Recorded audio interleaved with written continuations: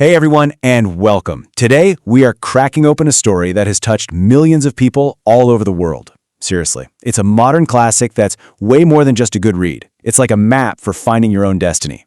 We're diving deep into the powerful ideas of Paulo Coelho's The Alchemist. I mean, this book isn't just a story, right? It's a total phenomenon. It has sold an incredible number of copies, making it one of the best-selling books ever. And the reason it's so popular is actually pretty simple. It basically offers you a guide, a kind of spiritual roadmap, for discovering and actually going after your true purpose in life. All right, so let's get into it.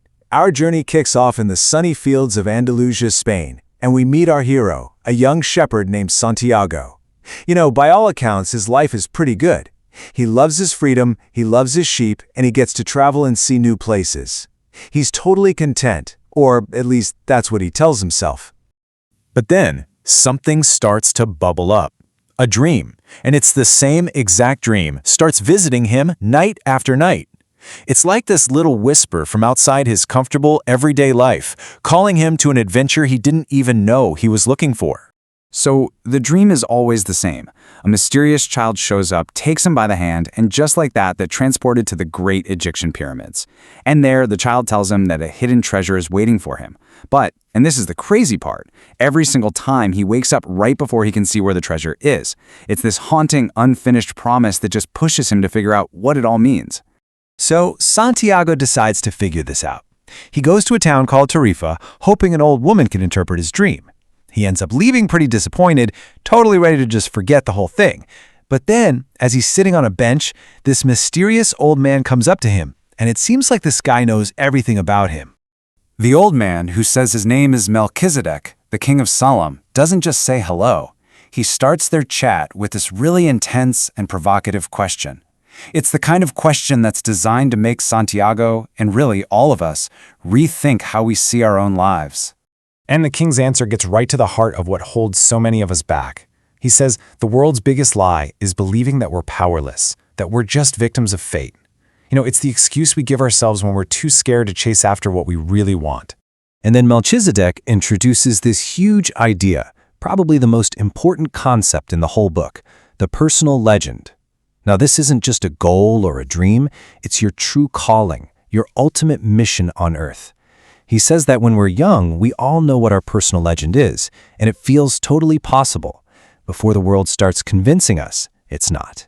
Then the king makes this incredible promise. He tells Santiago that if you truly commit to your personal legend, if you want it with all your heart, then the entire universe will literally conspire to help you achieve it. And this idea becomes the guiding light for Santiago's whole journey. Well, the king's words hit home. Santiago makes this absolutely massive decision. He sells his entire flock of sheep, his whole identity and livelihood, and he uses that money to get on a boat to Tangier in Africa. He has officially taken the leap into the unknown. And wow, does the universe test him right away. On his very first day in this strange new place, a guy who pretends to be his friend gains his trust and then completely vanishes with every single penny Santiago has. Just like that, he's left totally alone, with no money in a country where he doesn't even speak the language. Okay, so this is a huge turning point. Santiago has a choice. He could see himself as a poor victim, get bitter, and just give up. Or he could redefine who he is. He realizes he can either be a poor shepherd who got robbed, or he can be an adventurer searching for a treasure. He chooses adventurer. So to survive, Santiago gets a job cleaning glassware for a crystal merchant. Now this seems like a massive detour, right? He's supposed to be going to the pyramids, but it actually turns out to be one of the most important parts of his entire journey. He ends up working there for over a year. And in that time, he's not just earning money, he's earning wisdom. He pushes the very traditional merchant to innovate, and in doing so, he learns to read the omens of the market. But he also sees how the merchant's own dream, to visit Mecca, has been paralyzed by his fear of actually achieving it. It's a powerful lesson for Santiago. And here's the kicker. He does really well. He earns more than enough money to go back to Spain and buy a flock twice the size of his original one. Think about that.